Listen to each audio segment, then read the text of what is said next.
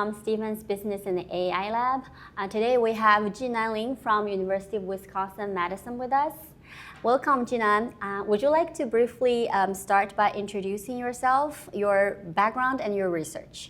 Yes, thank you, Bei, for the invitation. So my name is Jinan Lin. I'm an assistant professor from University of Wisconsin-Madison.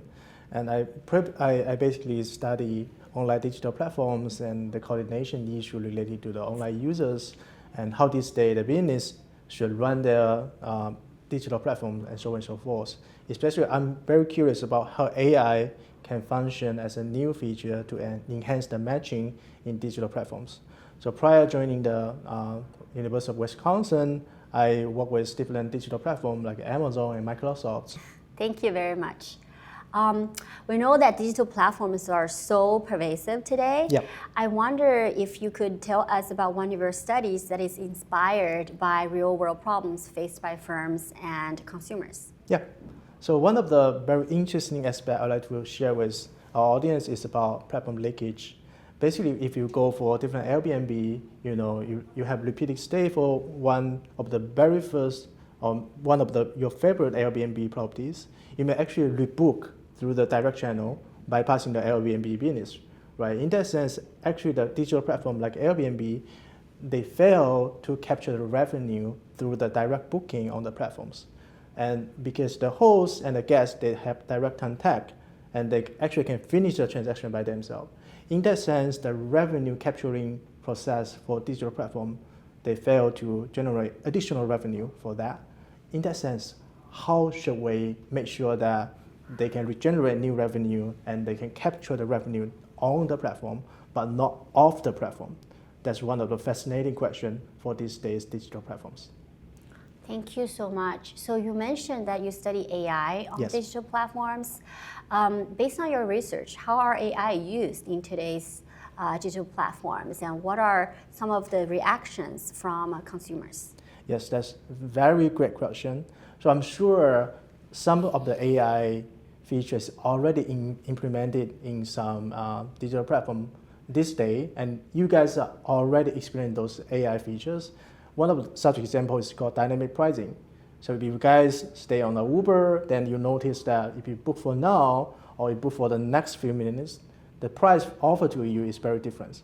Because one of the dynamic pricing feature, they use AI to optimize the matching between the demand and the supplies, so that changed the perception.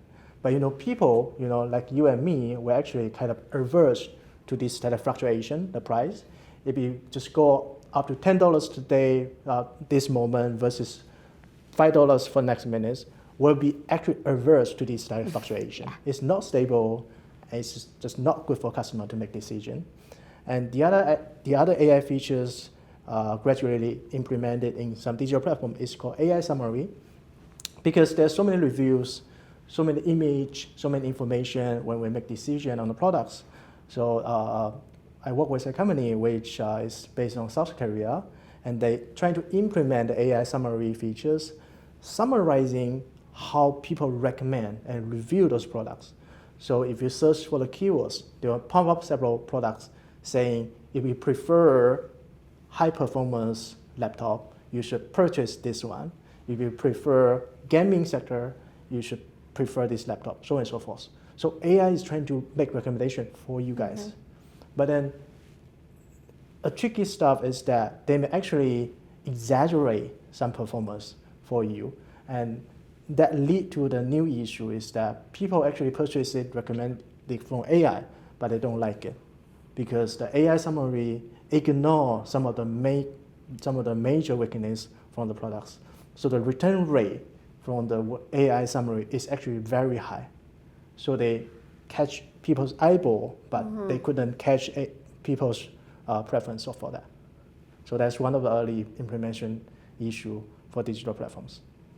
Okay, I think you kind of already talked about it, but can you tell us a little more about how consumers are responding to this kind of changes or implementations of AI when they're actually making purchasing decisions on digital platforms? So that's a very great question. So consumer actually, we don't know too much about how consumers respond to AI because we are still in the early experimentation stage. So we get to learn and to collect more data for this new implementation over the days. But what we learned is that consumer still prefer some very traditional ways of setting price. One of the major suggestions I would like to offer to maybe consumer or the platforms is to try to stimulate everything, to cut out the transaction costs, to make it easier for consumer to make decision. I guess that would be a huge advantage for implementation of AI.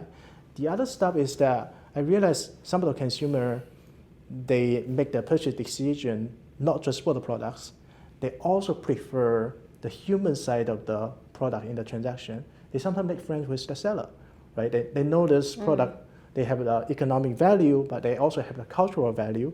They have another brand set of value, and they have some personal connection on these products. But if AI is replacing this additional value, make it just purely for transactional, then that may actually backfire. So I guess additional humanity from AI could actually maybe helpful for the consumer to make decision. Actually, that's related to my last question, which is about generative AI, which seems to be more human-like because they can be very interactive. Right. How are these new generations of AI changing how digital platforms operate today? Yes, great question. First of all, from my observation, we believe that this is a new trend towards so-called agentic commerce. So I think Google or Meta, they launched a toolkit to help streamline the whole process for doing agentic commerce. So for digital platform, they do not have to have a seller, and they do not have to have buyers searching for each other. They even don't need a recommendation system. They don't need a review system. They just need two agents. They just get connected with each other and then finish the transaction because they decide which product is best for you. So I guess agentic commerce is going to be a thing in the future, and that will be a big deal for the, I guess, next few years. Thank you so much. Thank you.